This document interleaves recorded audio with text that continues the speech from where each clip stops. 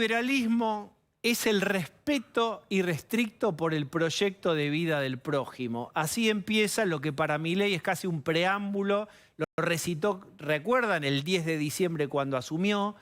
Lo recitó en su gira también en Davos. Y el que escribió, el que conceptualizó este preámbulo, entre comillas, es Alberto Venegas Lynch, hijo a quien estamos viendo. Y para Javier Milei, Alberto es un prócer del liberalismo. Bueno, doble doctorado en economía, escribió más de 25 libros, alguno incluso prologado por el mismísimo Hayek, vastísima carrera académica, un intelectual también y un precursor de las ideas liberales en la República Argentina. Alberto, ¿cómo le va? ¿Qué tal, Diego? ¿Cómo está? Un gran gusto. ¿Qué le parece a usted o qué sintió cuando Milei usó su párrafo en la asunción presidencial y después en Davos? Bueno, creo que es un acto de generosidad que reitera Javier. Lo de el prócer no me lo tomo en serio, lo tomo como una manifestación de cariño y de afecto. Y ya que mencionó, Diego, esa definición que fabriqué en uno de los primeros libros, quiero subrayar que deliberadamente he elegido la palabra respeto, respeto irrestricto a los proyectos de vida de otros, lo cual no quiere decir para nada adherir al proyecto del vecino. Más aún, Diego, nos puede resultar repugnante el proyecto del vecino, pero si estamos en una sociedad abierta, si estamos en una sociedad libre, no podemos utilizar la fuerza solo de carácter defensivo, es decir, si hay lesión de derechos.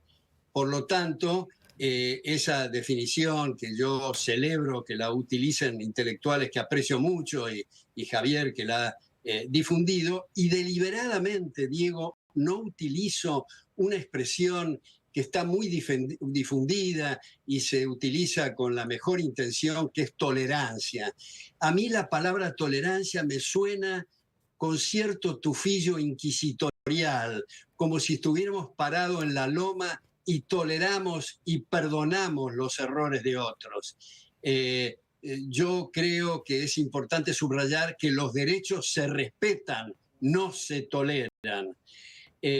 Más aún cuando estamos en un contexto a la Popper, que ha insistido tanto, que el conocimiento no es un puerto, sino una navegación. Estamos siempre sentados en la punta de la silla buscando nuevos paradigmas. Yo tengo, Diego, acá abajo de mi computadora un letrero enorme que dice Nullius in verba, que es el moto de la Royal Society de Londres, que quiere decir no hay palabras finales. De modo que estamos como en ebullición permanentemente en distintos debates. Alberto, hablando de navegación, se cumplen 2 meses, o se van a cumplir en un par de días, 2 meses desde que zarpó en esta expedición Javier Milei. 2 meses de gobierno. ¿Cómo usted ve a Milei en 60 días? Bueno, yo creo que habría que...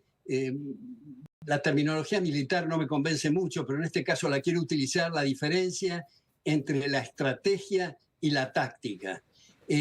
La estrategia, que son los objetivos, la táctica son los medios para lograr esos objetivos.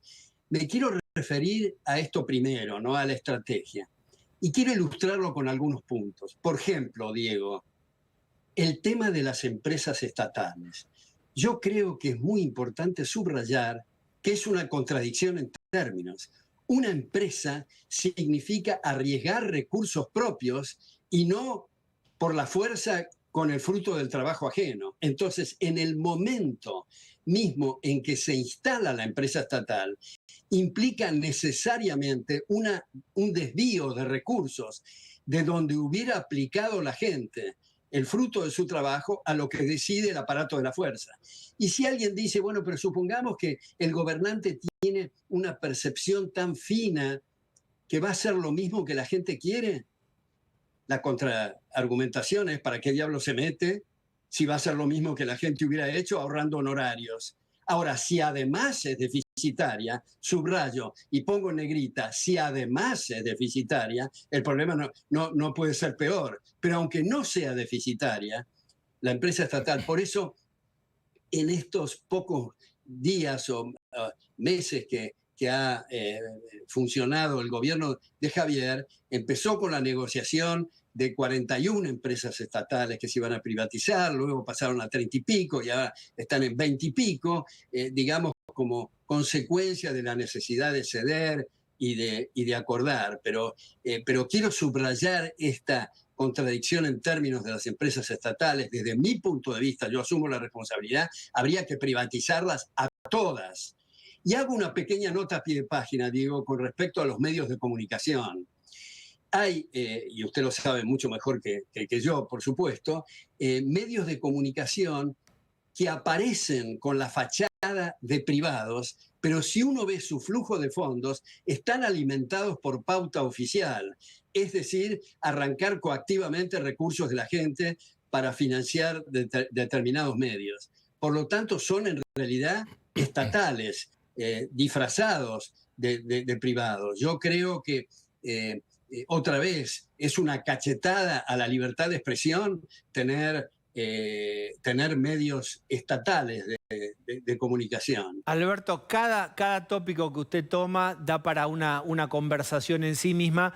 Quiero llevarlo al tema del día, que es esta tensión con los gobernadores por la no aprobación, no solamente los gobernadores, la no aprobación de la ley ómnibus. ¿Cómo usted ve eso? Bueno, yo no tengo el conocimiento como para, ni la autoridad como para elaborar sobre eso. Solo quisiera plantear lo siguiente a sus televidentes, Diego, y es el tema del federalismo. Alberdi tomó el tema del federalismo de la experiencia estadounidense y es muy importante, y esto lo estoy diciendo yo, no es que lo esté diciendo Javier Milei, que cada provincia recaude sus impuestos y coparticipe al gobierno central, no al revés, Claro. nada de late mi billetera, que coparticipe al gobierno central, ¿para qué? Para defensa, relaciones exteriores y justicia federal. Entonces, imaginemos el tema de los incentivos que han trabajado tanto premios Nobel en economía como Ronald Coase, como Douglas North y también Harold Dempsey. La forma en que tomamos café y prendemos las luces no es igual cuando nosotros pagamos las cuentas que cuando obligamos que las paguen otros. Entonces, aún imaginándonos gobiernos con inclinaciones feudales, van a estar incentivados a que la gente no se le mude a otra jurisdicción, primero, y segundo, para atraer inversiones, con lo cual van a moderar el gasto y van a moderar la presión tributaria. Por supuesto que todo esto nunca, la perfección está al alcance de los mortales, de lo que se trata es de minimizar riesgos. Usted hablaba de la... Sí, perdón. No quiero tomar esto que dice, usted hablaba de una estrategia y una táctica. ¿Qué le parece la táctica que está llevando adelante Milei, ahora confrontado fuerte con los gobernadores a través de cómo él se comunica en redes sociales, la oficina del gobierno también, fuerte, y esta quita de este fondo de subsidios? ¿Es la táctica adecuada? ¿Le parece bien esta tensión? Bueno, yo quiero subrayar otra cosa que me ha citado frecuentemente Javier, y es que los liberales no somos una manada y detestamos el pensamiento único. De manera que bienvenida las diferencias entre nosotros. Como digo, Diego, no tengo el conocimiento ni la autoridad como para opinar cómo es el tema de los tratos a los gobernadores. Yo lo que sí veo es que si se bloquea otras posibilidades y realmente se quiere primero disminuir y después eliminar de cuajo la inflación y tener déficit cero, como se dice, me parece que de algún lugar hay que recortar para no seguir cargando la romana con la gente. Porque aquí viene una cosa, digo, que he visto en los debates, que se dice que no es posible pretender que el presidente, el Ejecutivo, se arrogue facultades extraordinarias. Acá viene un punto muy medular. Lo que está pidiendo básicamente el gobierno de Javier Milei es reducir sus funciones, limitar al aparato estatal y no arrogarse funciones adicionales como han sido hasta ahora. Y ya que mencioné, Diego, el tema del déficit, quiero decir, como lo mencioné también en el Movistar Arena y también en la Feria del Libro y en otros lugares, que desde mi perspectiva, y entiendo que de la perspectiva del actual gobierno, el tema principal es el gasto público, no el déficit fiscal, porque como dije, Cuba hoy no tiene déficit fiscal y Stalin durante varios periodos tampoco tuvo déficit fiscal. O sea, se puede concebir un gobierno que succione el 100% de los recursos de la gente y que no haya déficit fiscal. Esto es convertir al país en un enorme campo de trabajo forzados. Entonces, estos puntos yo creo que son compartidos por todo el equipo de Milei. Desde luego que si uno se pone a hilar fino, uno va a encontrar que hay disputas, que hay discusiones, que hay desacuerdos, que hay cosas que uno no coincidiría, pero yo le confieso, Diego, que no tengo ni la fuerza ni el ánimo para hacer esta última crítica cuando veo que Javier Milei apareció e irrumpió en la escena argentina poniendo temas sobre el tapete que hace 80 años que no escuchábamos y que ha corrido el eje del debate y como usted sabe, Diego, corrió el eje también en sus colegas, algunos de sus colegas periodistas y muchos políticos que hoy hablan de reducir el gasto y los impuestos y cuando los indiscretos archivos se observan, resulta que pensaban algo diametralmente distinto. Entonces, bien, por eso yo he dicho que Javier es el segundo milagro argentino. Mi amigo Armando Rivas decía que Alberdi era el milagro argentino. Yo creo que es un milagro que haya aparecido Javier Milei.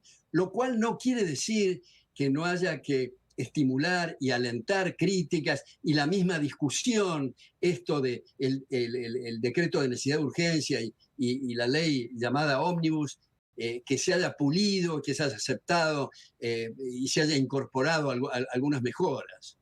Quiero preguntarle, usted sabe que en pocas horas, diría, estamos próximos al encuentro de Javier Milei con el Papa Francisco. Y usted mencionaba el Arena, ahí cuando cerró su campaña Milei, que ahí usted fue, abrió el acto y apeló a la ruptura de relaciones con el Vaticano. ¿Qué piensa ahora de este encuentro entonces de Milei con el Papa? Bueno, le agradezco la pregunta, Diego. Yo he publicado en muchos medios, especialmente en La Nación y en Infobae, sobre ese tema. A esta altura y por respeto al gobierno de Javier Milei, prefiero que corra por el canal diplomático y no pronunciarme sobre ese tema. ¿Le trajo un problema haberse pronunciado así? Porque usted fue fuerte ese día. Sí, como digo, los que le interesan mi opinión sobre la materia pueden consultar esos medios y otros, pero a esta altura insisto que hay que dejarlo correr por los canales diplomáticos que está a punto de hacer. Entiendo que mañana viaja a Roma. ¿Casta o pueblo? ¿Cómo le cae esta dicotomía, amigo-enemigo? Bueno, esa es una consulta, Diego, que creo que usted conoce la respuesta mucho mejor que yo, pero le agradezco la consulta. Lo que quiere decir, a mi juicio, Javier, con la casta, son las personas, no solo de la política, sino también empresarios prebendarios, que son en realidad varones feudales, explotadores miserables de la gente más necesitada, con sus arreglos con mercados cautivos y otras de otra naturaleza, sindicalistas que operan en una línea contraria a los trabajadores. Por eso a veces cuando se ha dicho, y esto me suena casi de Woody Allen, decir que Javier Milei es antisistema. Yo creo que es el mayor apóstol del sistema republicano. Esto es de la importancia de limitar el poder. Desde la Carta Magna en adelante, de 1215, el objeto de la Constitución es poner límites al poder y no dar cartas blancas. Si pongo un ejemplo un tanto grotesco, si se quiere, Diego, y es en la época de Rafael Correa en Ecuador, la Asamblea Constituyente, miembros de la Asamblea Constituyente, afortunadamente no prosperó esta moción, pero sugirieron incluir en la Constitución el orgasmo de la mujer. Y algunos constituyentes dijeron, ¿por qué no incluir al hombre? Esto es una cosa de Woody Allen. Esto no tiene nada que ver con lo que es una constitución. La constitución brasilera, no la actual ni la anterior, sino la inmediatamente anterior, tenía un inciso que decía cuánto debía ser la tasa de interés en términos reales. Esto es algo absolutamente inconstitucional en el sentido de límites al poder. Por eso, toda el bagaje, y como usted habrá visto, toda la campaña electoral de Javier, que ha sido una secuencia ininterrumpida de clases de economía y de marcos institucionales, era para limitar el poder. Por eso ese dicho de Javier, no he venido a guiar corderos, sino a despertar leones, muestra el espíritu de devolverle a la gente el poder. Alberto, quienes quieren atacar, o un sector de quienes quieren atacar a Milei o cuestionar su enfoque, su ideología, su mirada económica, intentan compararlo con Martínez de Oz. ¿Qué piensa usted sobre la comparación con otros proyectos supuestamente liberales? Aún en lo difuso de la palabra liberal, porque no es todo lo mismo. Claro, hay que recordar que el propio Martínez de Oz negaba el liberalismo. Todo lo que terminó básicamente ese gobierno fue aumentar el déficit, aumentar el gasto, aumentar el endeudamiento, aumentar el proceso inflacionario, sin perjuicio de todos los problemas gravísimos de orden criminal en ese gobierno. Pero no tiene ningún paralelo ni ningún parecido a ese gobierno y a la gestión de Martínez de Oz por los motivos que acabo de señalar. Y yo creo que, ya que usted lo mencionó muy tangencialmente al principio, Diego, creo que el discurso de Javier en Davos, yo diría que es inmejorable. El tema que trató del ambientalismo, de la función de los empresarios, del individualismo, del aborto, de los valores de Occidente, creo que esos 23 minutos fueron extraordinarios y que han producido un efecto. El otro día estaba oyendo a un colega suyo, Jiménez Los Santos, Federico Jiménez Los Santos, periodista en Madrid, diciendo, bueno, ahora el foco de atención del mundo es la Argentina. Y yo pensaba, hace 10 minutos estábamos en el 7º subsuelo del infierno y ahora resulta que somos la atención del mundo. Y somos la atención del mundo, creo yo, por estas estrategias, digamos, estos fines, estos objetivos, estas metas que propone o que nos propone Javier Milei, que especialmente van para la gente más necesitada. Hay un debate, muchos debates que tenemos pendientes entre los liberales, pero hay uno que deberíamos de afinar más la puntería y es el nexo causal entre genuinos empresarios, o sea, aquellos que tienen éxito porque están sirviendo los intereses y las necesidades de sus semejantes, sus ganancias, al ser invertidas, son la única causa, subrayo, la única causa de ingresos y salarios en términos reales. Esa es la única diferencia entre Alemania y Uganda.